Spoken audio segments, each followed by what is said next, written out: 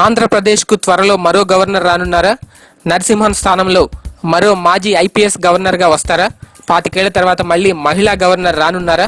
ఇంతకీ ఎవరా కొత్త గవర్నర్? ఏపీ పొలిటికల్ సర్కిల్లో ఇప్పుడు ఇదే హాట్ టాపిక్. ఈ ప్రశ్నలకు ఒకటే సమాధానం వినిపిస్తుంది. ఆంధ్రప్రదేశ్కు కొత్త గవర్నర్గా కిరణ్ బేడి నియమితులయ్యే సూచనలు కనిపిస్తున్నాయని విశ్లేషకులు చెబుతున్నారు.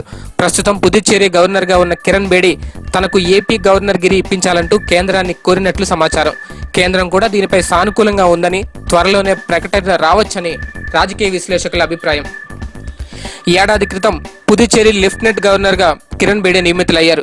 అయితే అక్కడ ప్రభుత్వానికి ఆమెకు ఈ మధ్య ఘర్షణ వాతావరణమే ఉంది. 6 ఏళ్ల పదవీ కాలం ఉన్నప్పటికీ 2 ఏళ్లు మాత్రమే పదవిలో కొనసాగుతానంటూ ఇటీవలే ఆమె 2 సార్లు ప్రకటించారు. ఆ రాష్ట్ర పరిస్థితులతో పాటు అక్కడున్న వాతావరణం కూడా బేడీకి నచ్చలేదు.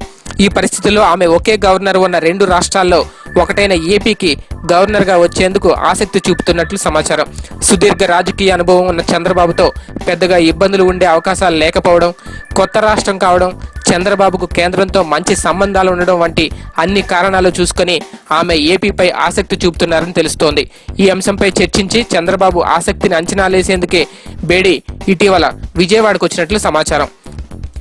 విజయవాడలో చంద్రబాబు కిరణ్ బేడీల మధ్య సమావేశం జరిగిందన్న వార్తలు ఇప్పటికే గుప్పమంటున్నాయి. కిరణ్ బేడి గవర్నర్ గిరిపైనే వారి మధ్య చర్చలు జరిగినట్లు తెలుస్తోంది. ప్రస్తుతం ఆంధ్రప్రదేశ్కు గవర్నర్గా నరసింహన్ వ్యవహరిస్తున్నారు. ఆయన 2 తెలుగు రాష్ట్రాలకు గవర్నర్గా ఉన్న సంగతి తెలిసిందే. గత ఏడాదిగా 2 రాష్ట్రాలకు 2 గవర్నర్లను నియమించాలన్న ప్రతిపాదన కూడా ఉంది. కానీ నరసింహన్ లాగే బేడీ కూడా మాజీ ఐపీఎస్ అధికారే. విధుల నిర్వహణలో ఆమె నిబద్ధత అంతర్జాతీయ గుర్తింపు పొందింది. సామాజిక ఉద్యమాల్లోనూ ఆమె కీలక పాత్ర పోషించారు. అవినీతి వ్యతిరేక పోరాటంలో ఆమె ముందు నిలిచారు. ప్రధాని మోడీ కూడా కిరణ్ బేడీకి అత్యధిక ప్రాధాన్యతమిస్తున్నారు. ఢిల్లీ అసెంబ్లీ ఎన్నికల్లో బీజేపీ గెలుచుకుంటే కిరణ్ బేడీయే ముఖ్యమంత్రి అయి ఉండేవారు. పార్టీ గెలవకపోయినా కిరణ్ బేడీకి గవర్నర్ గిరి ఇచ్చి ప్రయారిటీ ఇచ్చారు. బీజేపీ నేతలు ఎందరో పదవులను ఆశిస్తున్నప్పటికీ వారందరినీ పక్కన పెట్టి కిరణ్ బేడీకి పుదుచ్చేరి గవర్నర్ బాధ్యతలు అప్పగించారు. ఇప్పుడు కూడా కిరణ్ బేడీ ప్రతిపాదనలను నరేంద్ర మోడీ తిరస్కరించారని రాజకీయ విశ్లేషకులు అభిప్రాయపడుతున్నారు.